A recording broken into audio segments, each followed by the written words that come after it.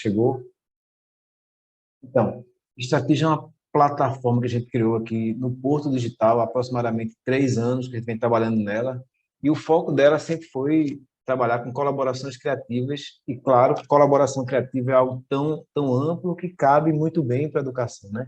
Cabe muito bem para uma série de espaços. A gente entendeu que Estratégia como plataforma, ela tem como princípio e função ajudar pessoas, grupos de pessoas a colaborarem de maneira estruturada. E aí a gente não podia deixar de olhar para a escola ou para a educação nesse caminho, até porque tanto eu quanto o Silvio Meira, que estamos à frente do projeto de Estratégia, somos professores há muitos anos, estamos envolvidos com o dia a dia da sala de aula e conhecemos bem, ou pelo menos bastante, a realidade de dar aula no mundo físico e no mundo digital.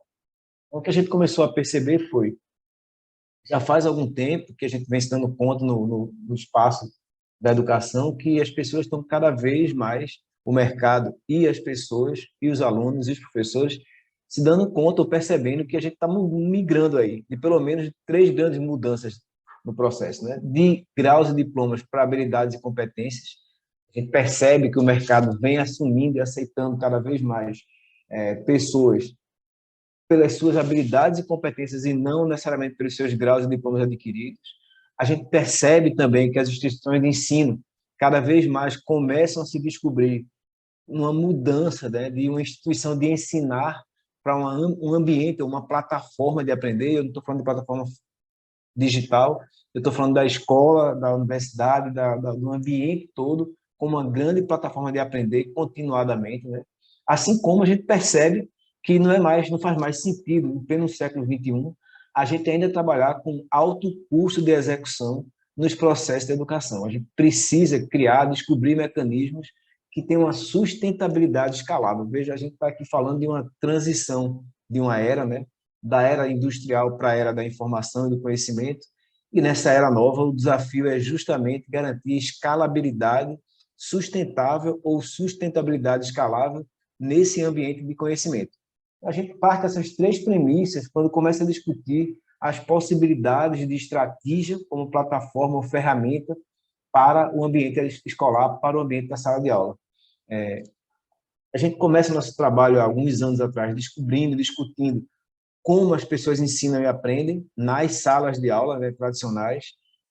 Só para a gente contextualizar, a primeira vez que eu experimentei dar uma aula online usando a internet foi em 1997, quando a gente ainda estava engatinhando no que era a internet no Brasil. Na verdade, no Brasil, no mundo. E de lá para cá, as coisas continuam evoluindo e mudando e percebendo, mas uma coisa a gente mantém aí quase como algo infalível ou impossível de mudar, que é a maneira de dar aula. A gente continua dando aula assim, como dava aula em 1300. As pessoas, de maneira geral, e as escolas continuam insistindo no professor que fica na frente dos alunos, lendo o material, que seja ele um livro, um PowerPoint, não importa, um conjunto de slides, ele está lendo para os alunos que estão lendo a mesma coisa, num processo de aprenda o que está aqui, porque é esse o conhecimento importante, né? Esse movimento vem de 1300, 1400 e segue assim nas escolas do século XX, do século XIX. Essa escola é parecida com a que eu estudei quando era criança, é esse modelo. Tem aqui, além da professora lendo o livro, todo mundo lendo a mesma coisa, ou escrevendo, ou copiando o que ela escrevia no quadro. E aqui um bedel ou uma menina que estava como monitora, acompanhando e vigiando para garantir que ninguém falava, que ninguém fazia nada diferente daquilo que estava no script, que era assistir a professora falando ou lendo e repetir o que ela fala, o que ela lê, o que ela escreve no nosso caderno, no nosso papel ou no nosso livro. Mudou, claro, a gente tem escolas muito mais bonitas hoje, mais claras, mais alegres, mais interessantes do ponto de vista estrutural, mas no fundo o professor faz o mesmo caminho aí. Ele continua com um monte de papel na mão lendo, os alunos na mesa com tablet, mas lendo também, escrevendo e anotando. E esse é um mecanismo que se repete desde a Idade Média, né? Desde das escolas monastéricas. O que isso traz para a gente de aprendizado é que não é assim que vai funcionar no século XXI. E a gente volta aí para olhar, por que não, né? Porque o mundo já é digital faz tempo. Essa história de que o mundo vai virar digital, que tem uma transição, é uma transição de 30 anos para trás e que vai levar mais 30 anos para frente. É uma transição longa, ou muito mais do que isso, ou 300 anos para frente. A gente já está na transição de um mundo completamente físico para um mundo que mistura o físico, o digital e o social de maneira distribuída, integrada. A gente está aprendendo a fazer isso. A gente começou a aprender quando começou a ter os primeiros contatos com a internet.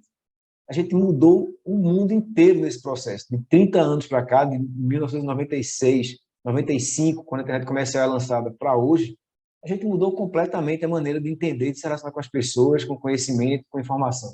Nesse sentido, a gente entende que a escola continua presa no século XX. Veja que eu falei de internet chegando no final do século XX. Mas a escola continua presa no começo do século XX. Se você olhar como as pessoas estão ensinando no mundo digital, as pessoas continuam fazendo uma transição muito parecida com o que aconteceu com os carros no século XIX para o século XX. Quando a gente lança aí os primeiros automóveis, eles pareciam carruagens sem cavalo. Na verdade, eles eram mesmo uma carruagem igualzinha, só que não tinha cavalo na frente, tinha motor atrás. Esse é o primeiro carro patenteado, registrado, o Motorwagen, da Benz, da Mercedes-Benz, na frente vira Mercedes-Benz, né?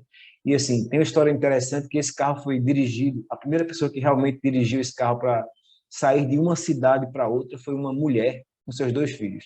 Assim, a esposa da pessoa que patenteou o carro. Então, esse é um processo que aconteceu assim, uma transição era a mesma coisa da carruagem, só que sem cavalo. A gente está fazendo isso com escola. A gente está fazendo já há algum tempo, nessa outra passagem de século agora, do século XX, do século XXI, a gente está transformando as salas de aula em aulas sem sala, na verdade. A gente está tirando a sala e quando a gente vai para coisas como Google Classroom, Moodle, LMS 365, essas coisas basicamente são espelhos da sala de aula física no mundo digital. Elas têm os mesmos princípios, as mesmas propostas, as mesmas dinâmicas, as mesmas atividades que a gente já fazia na sala de aula, agora talvez melhorada e talvez piorada nesse ambiente digital. É um espelho do físico no digital. Então, quando a gente começa a olhar para cá, a gente começa a entender que tem um movimento conhecido da humanidade, né, que de uma passagem do velho para o novo, a gente repete o velho no novo, então a gente está fazendo basicamente a mesma coisa que fez no século XIX, quando passou da carruagem para a carruagem sem cavalo. Levamos 100 anos para chegar no automóvel, 80, 70 anos, pelo menos, para ter cara de automóvel, identidade de automóvel. A internet vem mudando o jornal, por exemplo. A gente levou aí 10 anos para sair do jornal, que era uma foto do jornal impresso, colocado na internet, para o jornal digital de hoje, que é completamente diferente. Assim como a gente está levando 30 anos nesse processo, como eu falei no começo, dei aula online na internet, usando ambientes virtuais de aprendizagem em 1997. A gente está hoje, 25 anos depois, fazendo ainda a mesma coisa, repetindo a sala de aula no mundo físico, no mundo digital. E aí a gente fez agora na pandemia esse tipo de coisa. A gente colocou os professores diante de quadros negros ou brancos, né, não são mais negros, quadros brancos, para escrever e dar aula para uma câmera para os meninos que estavam em casa. No início, todos estavam em casa, os professores e os meninos. Depois, os professores começaram a ir para a sala de aula para dar aula no quadro com a câmera. Depois, parte dos meninos foi para a sala de aula e parte ficou em casa. Mas o tempo inteiro era um movimento exatamente igual ao que se fazia no mundo físico. Ninguém está usando aqui a internet, está basicamente transmitindo aula. A internet não é um ambiente de transmissão, é um ambiente de interação, de troca. A gente não aprendeu isso. É quase o Telecurso 2000, só que sem recursos, sem as mesmas condições, sem a preparação, sem a direção. O professor tem que ser aí, ao mesmo tempo, o diretor da imagem, do filme dele, né? Tem que ser o produtor, tem que ser o ator, e a gente acha estranho quando os alunos não se engajam com essas aulas. É claro que eles não se engajam com essas aulas. Elas não são boas, elas não foram boas, elas não funcionaram. A gente usou o período de pandemia, educação à distância, quase como um espaço de dizer, oh, isso não é bom. Assim como a gente está fazendo, não vai funcionar de jeito nenhum. E a gente tem um desgaste enorme aí com a imagem do EAD nesse período onde as pessoas foram forçadas a fazer aquilo que não sabiam como, usando os tais espelhos do mundo físico para o mundo digital.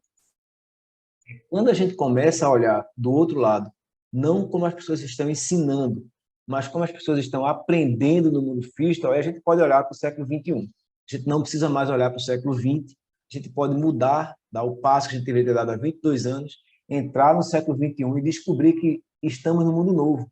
Um mundo onde, de verdade, não é só premissa, mas é um fato, não é mais uma hipótese, na verdade, é um fato, é uma premissa agora, as pessoas começam a valorizar cada vez mais habilidades e competências e cada vez menos graus e diplomas. Esses dados são atuais. 27% dos programadores que atuam hoje no mercado, que estão contratados no mercado, não têm um diploma formal em computação, em informática. Da mesma forma, 87% desses programadores que estão no mercado trabalhando aprendem novas habilidades fora das escolas, de maneira informal. Esse dado mostra o quanto, em áreas tão relevantes para o mundo hoje, quanto a área do digital, né, de programação, as pessoas estão valorizando muito mais as habilidades e competências do que, de fato, o diploma que o outro tem. Então, esse mundo começa a mudar, ficar cada vez mais explícito isso, porque um terço dos profissionais do mundo não ter diploma é um dado muito significativo. A gente não está falando de 3%, eu está falando de quase 30%. Então, quando a gente olha para cá, como é que esse povo está aprendendo de maneira informal, que não é na escola? Muita gente acha que eles estão basicamente assistindo vídeos no YouTube e, com isso, conseguindo aprender novas habilidades e competências, o que não é verdade. Quem tem filhos mais jovens sabe que esses meninos passam o dia inteiro assistindo vídeos, sim, informação, referência, mas debatendo o tempo inteiro em espaços como Reddit, como Twitch, conversando, dialogando, trocando com os outros. Eles passam horas dialogando, debatendo a informação. O Reddit é um espaço de debate. Ele nasce de uma pergunta, de uma provocação. São grandes fóruns globais de debate sobre temas específicos. Então, o que a gente tem visto é que os meninos já migraram das instituições de ensinar, as tradicionais, pelo menos, para plataformas de aprender, mesmo que plataformas informais de aprender. A escola ainda não incorporou essa cultura Reddit, Twitch, nem mesmo YouTube. A gente ainda está, quando faz vídeo na escola, a gente faz um vídeo bem longo, a gente faz vídeos como se fosse gravar um filme de televisão, e os meninos querem assistir vídeo de 3 minutos. Durante a pandemia, nada era mais comum para quem tem filho do que o professor está dando aula, o filho com a câmera desligada, jogando League of Legends ou qualquer coisa parecida na outra tela do computador ou no telefone e esperando acabar a aula para assistir um vídeo no YouTube com um professor que vem da Índia para aprender com ele e com as pessoas que estão assistindo o vídeo, que vão debater aquele conteúdo lá no Reddit e aprender, sim, de fato, a partir de diálogo, criando o que a gente tem chamado de conflitos criativos. As pessoas aprendem, hoje, cada vez mais, através de conflitos criativos, conflitos gerados para construir conhecimento coletivo. Então, esse é um processo novo que está acontecendo já há algum tempo, de maneira cada vez mais forte, e é claro que esse movimento desengaja o aluno da escola tradicional, aquela escola da Idade Média, onde tem um professor lá na frente, com um livro na mão, lendo, para todo mundo ficar embaixo, repetindo o que ele leu. Isso não vai fazer o menor sentido mais para muita gente. Então, a gente migrou, na verdade, e eu gosto dessa imagem aqui, porque muita gente diz, mas André, você está falando do fim da escola, de acabar com a escola? Claro que não, de maneira nenhuma, né? É muito diferente disso.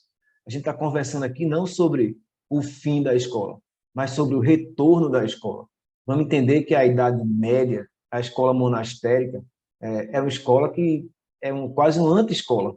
Essa é a escola peripatética de Atenas, a academia de Platão, a cátedra de Pitágoras, são escolas onde as pessoas iam para debater, para discutir, para construir conhecimento. O que Aristóteles faz quando anda pelos peripatos de Atenas é provocar conflitos criativos, criar conflitos criativos e, a partir deles, construir um conhecimento coletivo. Não é à toa que a gente até hoje usa como referência boa parte do pensamento construído nesse período. É porque era um período de construção de conhecimento coletivo provocado ou conduzido a partir de conflitos criativos gerados pelas pessoas. Você não está vendo aí uma pessoa lendo para os outros, está vendo todo mundo dialogando, discutindo, lendo, alguns vendo do outro, alguns curiosos. Então, é um processo de construção coletiva. Essa é a escola, não por acaso, do século XXI. A escola digital, ela caminha muito mais nesse sentido das escolas peripatéticas de Atenas do que do movimento das escolas monastéricas da Idade Média. Então, a gente muda aí completamente, a gente não acaba com a escola, muito pelo contrário.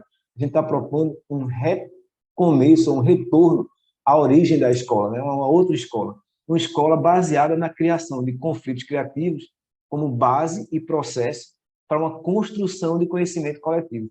Conhecimento que tem como fundamento aí a oportunidade, a possibilidade de levar as pessoas a divergir e convergir. A ideia básica desse processo de escola é as pessoas devem ter espaço de fala para propor hipóteses, para debater hipóteses, para sintetizar debates juntos e alinhar conhecimento. Como é que eles fazem isso? Isso é feito a partir sempre de questões que provocam debate. A gente não começa um encontro de aprendizagem com informação pura e simples. A gente precisa começar a provocar debates, questionar as pessoas, trazer as pessoas para a fala. E é nesse movimento que a gente entendeu que era possível, aí sim, se pensar em uma plataforma para a educação digital que não seguisse o princípio da tal aula sem sala ou da carruagem sem cavalo. A gente não queria fazer em estratégia um ambiente onde a gente repete a sala de aula, espelha a sala de aula. Não é esse o princípio, não é essa a razão, não é esse o movimento. O que a gente entendeu é como é que a gente apoia as pessoas a aprenderem nesse mundo. Essa forma de aprender, dialógica, debatendo, discutindo, a gente começou entendendo que era preciso criar um espaço para convidar pessoas, como a gente faz nos grupos de WhatsApp, como a gente fazia nas comunidades de Orkut há uns anos atrás, como a gente faz em um monte de espaços de redes sociais digitais, onde as pessoas são convidadas para conversar, convidadas para debater, para dialogar com a gente. Um levantamento recente que a gente fez aí com 6.000 professores do Brasil, eles têm uma maturidade digital enorme no seu dia a dia. As pessoas, de uma maneira geral, usam o digital para fazer compras no banco, para dialogar com todo mundo, com a família, com os colegas, com a vizinhança. Mas quando você pergunta o quanto disso você está trazendo para a sala de aula, quase nada. Então, há um contraste bem grande entre a digitalização ou a maturidade digital das pessoas como professoras e das pessoas, as mesmas professoras e professoras, quando não estão na sala de aula. É como se a gente achasse que a sala de aula não é um espaço igual ao do mundo. A gente lá dentro daqueles muros fechados, a gente não pode levar o celular, ele vai atrapalhar a aprendizagem. Então é um entendimento completamente equivocado, né? E contrário ao que vem acontecendo no mundo. As pessoas estão estudando e aprendendo nas plataformas digitais o tempo inteiro, a gente está usando elas o dia inteiro, mas na sala dela a gente não leva ela com naturalidade.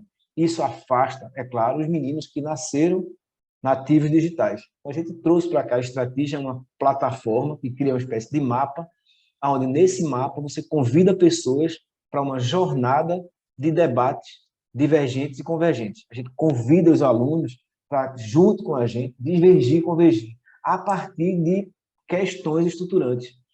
Toda a base de estratégia, o papel essencial do professor aqui é construir as unidades de debate, os módulos de debate, os módulos que vão incentivar a criação de conflitos criativos para a construção de conhecimento coletivo. O que são esses módulos em estratégia?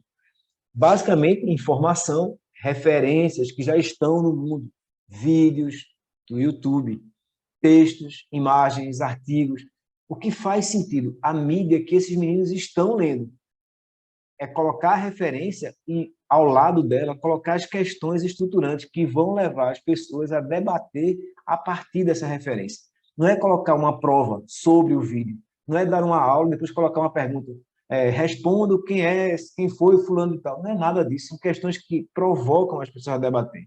Então, o módulo básico de estratégia, o módulo essencial, é um conjunto de referências e um conjunto de questões para provocar as pessoas a dialogar em torno daquelas referências. Basicamente, aquilo que a gente mostrou lá nas imagens de Aristóteles, de Platão, de Pitágoras, conversando, dialogando com as pessoas a partir de informações relevantes, referências. Então, a gente provoca as pessoas e elas são convidadas a propor hipóteses. Diante das questões estruturantes, as pessoas que usam a plataforma de estratégia, elas são provocadas a responder as questões.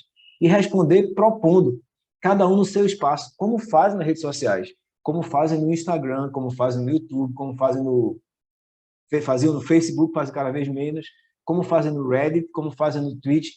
Os alunos são parte desse processo. Cada aluno responde propondo, não como uma prova, mas responde a sua opinião sobre a questão estruturante. E as pessoas podem debater, comentar as respostas dos outros. Como a gente faz no Instagram, no Facebook, no Reddit, a gente comenta, dialogando por texto. Quem tem filho aqui jovem sabe que não adianta telefonar para os meninos, eles não vão atender o telefone. Mande uma mensagem. Eles aprenderam a usar a escrita oral, uma escrita dialógica, cada vez mais próximo da oralidade. Eles aprenderam a conversar por texto o tempo inteiro. Então, vamos conversar por texto também na sala de aula. Por que não provocar os alunos a debater, a discutir com texto, com o telefone celular na mão, um do outro, na frente do outro, como eles fazem quando vão para um restaurante, sentam um de frente para o outro, cada um seu telefone, conversando um com o outro, como a gente tem feito já, cada vez mais. Essa é a cultura instalada e ela está longe da cultura realizada na sala de aula. A gente faz isso no dia a dia, mas não leva para a sala de aula. Então, o que a estratégia faz é provocar os alunos a debater usando o digital o tempo inteiro. A gente aprendeu, é muito bom o Rafael Sotero estar aqui, porque isso é um aprendizado corrido, inclusive, a gente aprendeu que era importante a gente trazer para o grupo de estudantes e professores a possibilidade de tornar anônimo o debate, para que os alunos não caiam na cilada de valorizar aquilo que o professor diz mais do que os outros, ou valorizar aquilo que os seus amigos falam mais do que os outros, que eles não conhecem tão bem. A gente entendeu que era possível e preciso dar o espaço e a oportunidade de tornar os debates anônimos quando a gente achar que cabe. E, com isso, aumentar o engajamento, diminuir o viés, diminuir o bullying, por exemplo, entre duas ou três pessoas, porque eu só vou apoiar o debate do meu amigo, não vou apoiar o debate do outro. Eu não sei quem está falando, eu vou ter que apoiar ou discutir ou concordar ou discordar de todo mundo. A gente criou esse espaço e a gente começou a provocar um monte de experiências de aula usando esse tipo de debate. A gente encontrou aí alguns indicadores que ajudam o professor a perceber se os alunos estão de fato engajados. Não é acabar uma aula, acabar uma exposição e perguntar: alguém tem alguma dúvida? Isso não faz o menor sentido. 2 ou 3 respondem, todo mundo sabe disso. A maioria fica calado e vai para casa estudar depois, vai aprender sozinho. A gente não provoca debate. Em estratégia, a gente provoca o debate na plataforma e a gente consegue ver depois e medir a participação das pessoas, a influência das pessoas. Quando alguém fala, escrevendo em estratégia, ele impacta quem? Qual é o desenho de rede que se constrói? Quem reage àquela fala? Quem comenta aquela fala? Quem curte aquela fala? Quem nega a fala? Tudo isso é perceptível e claro no ambiente digital e a gente consegue o tempo inteiro medir o grau de engajamento de fato. A gente sabe se um grupo tem uma participação alta e todo mundo influencia todo mundo, esse é um grupo engajado. Mas acontece muitas vezes, a gente não percebe na sala de aula tradicional, né? Acontece de alguns alunos não participarem efetivamente, não se engajarem, não influenciarem os outros, não serem influenciados pelos outros. E é claro que a gente não está aí construindo nenhum conhecimento coletivo com as pessoas isoladas, sem se comprometer com o debate. A gente descobriu um conjunto de ações que podem levar a aumentar esse engajamento. A gente também entendeu que, a partir desse debate, era preciso convergir. E a gente construiu em estratégia uma ferramenta que consegue sintetizar os debates de maneira usando sistemas inteligentes. Esse é um exemplo concreto e real aí. Foi um debate com 53 participantes, 118 falas das pessoas, e a ferramenta sintetiza em 8 ou 9 tópicos aí, que foram os tópicos mais relevantes do debate. E aí o grupo pode declarar o quanto acredita que esse debate está bem sintetizado, o grupo pode propor voltar para debater um pouco mais, e a plataforma mede a crença das pessoas em torno do que foi debatido e mede o consenso das pessoas. A gente consegue, em estratégia, identificar outros indicadores que a gente não trata deles em sala de aula. Os alunos, de fato, acreditam juntos naquilo que a gente está discutindo e construindo. Os alunos têm consenso em torno daquilo que a gente está propondo e discutindo em sala de aula. A gente só vai saber, a gente não sabe disso, na verdade, né? Então, a gente começou a descobrir que um outro indicador importante no processo de aprendizagem coletiva é o alinhamento. Um grupo começa um debate, se engaja, se envolve, e no final eles concordam com o que foi debatido, houve engajamento, porque se não houver alinhamento, é preciso retomar o debate. A gente não pode simplesmente passar para frente e nada, pessoal, ninguém entendeu nada aqui, vamos fazer uma prova. É assim que funciona. A gente está num ambiente de aprender juntos. A gente quer, de fato, construir conhecimento coletivo. a partir, claro, dos conflitos criativos que vão levar a situações de consenso mais baixo ou mais alto, a depender do quanto foi claro, o quanto foram explícitos os argumentos, o quanto a gente aprendeu, a gente professor e a gente estudante, aprendeu a debater, a construir conhecimento juntos. Então, esse é o princípio básico desse processo, né? Ajudar as pessoas a criar conflitos criativos e, a partir deles, aprender de maneira coletiva. Esse movimento funciona como uma espécie de algoritmo, não um algoritmo computacional, né, básico, mas um algoritmo do processo de construir conhecimento coletivo.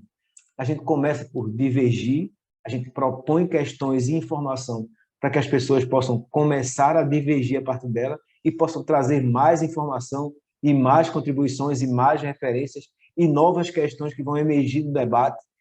Quando essa divergência cresce, tem engajamento alto, a gente entende que pode pedir para as pessoas convergirem, descobrir o alinhamento, o entendimento coletivo daquilo que está sendo discutido.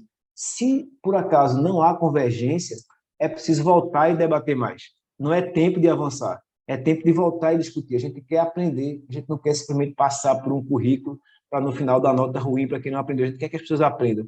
Então, se a divergência foi suficiente, avança para convergir. Se a convergência não aconteceu, volta, debate mais, até que a gente consiga chegar num ponto onde alinhamento e engajamento são altos o suficiente para permitir que as pessoas sigam em frente.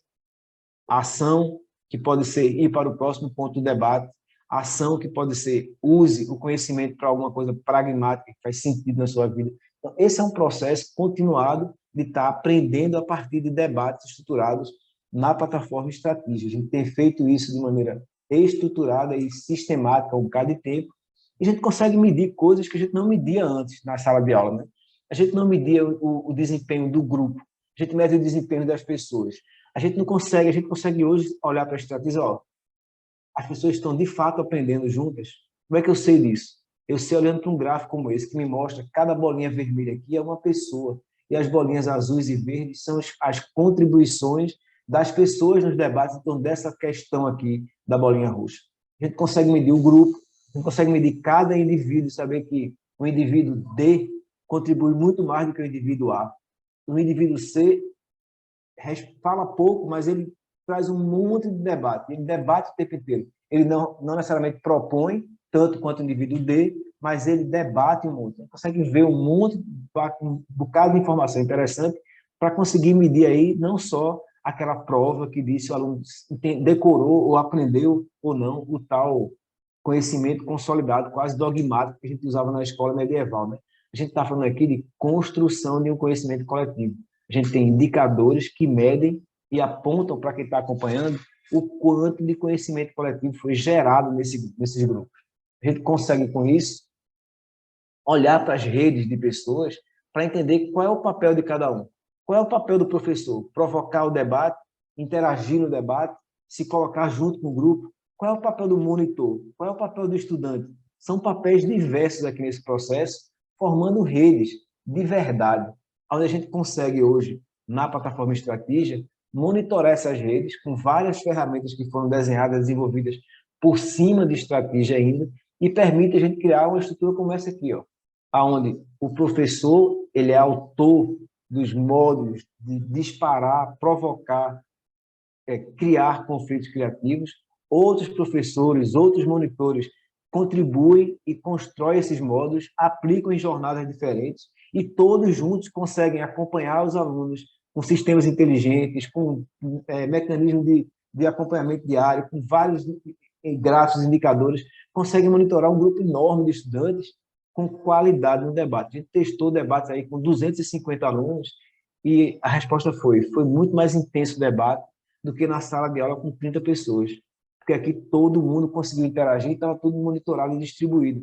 A gente começou a descobrir que é possível, sim, mudar os sistemas de alto custo para uma sustentabilidade escalável com qualidade, onde o aluno realmente aprende, realmente participa e realmente interage. Tem um monte de gente usando estratégia para várias situações diferentes. Eu vou mostrar aqui algumas experiências dessas, né? Eu vou mostrar especialmente a experiência do professor Ney Dantas, aí, professor da Universidade Federal de Pernambuco, que usa estratégia nas suas aulas, de maneira integrada, o espaço físico com o espaço virtual. Os debates na sala de aula, você está vendo aí um monte de aluno, um monte de informação na sua frente, mas debatendo através do celular. Mais ou menos como a foto de um restaurante, né? Eles estão assim no dia a dia. A gente não está inventando nem impondo a eles. A gente está permitindo que eles explorem aquilo que eles estão acostumados a explorar no dia a dia dentro do ambiente de escola. Mas a estratégia extrapola um bocado o ambiente de escola e tem gente usando em incubadora. Essa é a incubadora portuguesa que usa estratégia para ensinar os fundadores das startups lá como construir negócios inovadores. E mais do que isso, estratégia, ela provoca um processo de aprender a debater, aprender a construir colaborações criativas, e alguns alunos, como Theo Vieira, que foi estudante de um MBA que usava estratégia, leva a mesma plataforma da escola para o ambiente empresarial. Isso é um debate internacional de um grupo grande da Mondelez, usando aí a América Latina, discutindo as suas estratégias numa plataforma de debate que Theo aprendeu usando na sala de aula. É muito diferente do que a gente vê no que acontece com o quadro negro e o giz. A gente traz para cá, a gente transfere, a gente ensina desde a escola a debater num formato estruturado, equilibrado, que funciona para a escola, funciona para quem quer empreender, funciona para quem está trabalhando no mercado. Então, a nossa ideia aqui é criar uma plataforma que não é uma plataforma para educação, é uma plataforma para construção de colaborações criativas continuadas, que vão além da educação, né? Que saem do escopo de sala de aula e vão até o espaço aí do próprio mercado, do próprio negócio.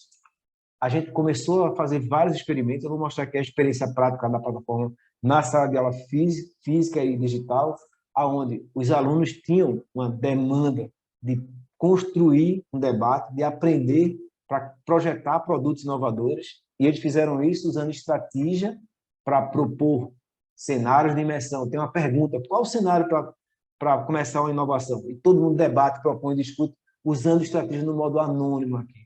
Eles escolhem, e quando a escolha tem consenso, tem crença, eles avançam no processo. E eles vão escolhendo e trabalhando online, remoto, cada um no seu tempo, até que chegaram naquela imagem lá de trás do professor Ney, com os alunos na sala, trabalhando juntos, construindo aí sim conhecimento presencialmente e remoto. Tinha gente que estava na sala, tinha gente que estava em casa, mas estava todo mundo dialogando na mesma plataforma. A escrita quase oral, ou a oralidade escrita do mundo digital, digital, com o qual eles já nasceram dentro e já estão acostumados. A gente está começando agora a entender que faz sentido usar a escrita não apenas para conversar com a família no WhatsApp, mas também para a sala de aula, né? A gente começa a ver movimentos onde os alunos fazem tudo de maneira registrada, digital e escrita, e eles podem, por exemplo, trocar de grupo. E um grupo de alunos contribuir com outro grupo de alunos, porque está tudo lá registrado. Eles têm acesso à informação. Eles podem debater, discutir, voltar para os ambientes, discutir assim oralmente juntos lá. Tudo isso faz parte do processo. A escola nova do século XXI, ela é literalmente digital, ela é física, tem gente aí dentro da sala. Ela é digital e ela é especialmente social. As pessoas podem estar conversando sobre o conteúdo da sala, da aula, do texto, do debate, do lado de fora da sala. A escola ganhou o mundo faz tempo. A gente que não percebeu isso e se esqueceu que a gente não está mais na Idade Média, a gente já superou esse movimento. A gente não está sequer na era industrial, a gente já está numa outra era. Já passamos de era. A nossa era não depende mais do operário padrão, ela depende do colaborador que pensa, que debate, que discute. E é assim que a gente vem construindo estratégia, uma plataforma para ajudar as pessoas a fazerem as suas aulas cada vez mais próximas do dia a dia digital dos nossos alunos, engajando, envolvendo, motivando. É um pouco desse movimento que, nesse experimento aí, gerou 225 ideias propostas pelos alunos, 32 delas consolidadas pelos grupos e 7 delas executadas no final das contas. Então, a gente começa aí um processo de fato, esses alunos descobriram, construíram um conhecimento novo a partir de um debate, de uma série de conflitos criativos que leva eles a um espaço como esse. Vocês que chegaram aqui, eu sei que já estão inscritos na estratégia, já estão usando, e eu queria agora conversar um pouco sobre a experiência de vocês. Como é que vocês têm usado? Reginaldo está aqui, Alisson, Cris, Leniette, como é que vocês têm usado estratégia no dia a dia? vocês têm utilizado, tem funcionado, qual é a experiência de vocês, que dúvidas vocês têm, o que é que vocês querem conversar sobre essa experiência de usar uma plataforma digital no mundo novo aí. Fiquem à vontade para perguntar, falar e comentar.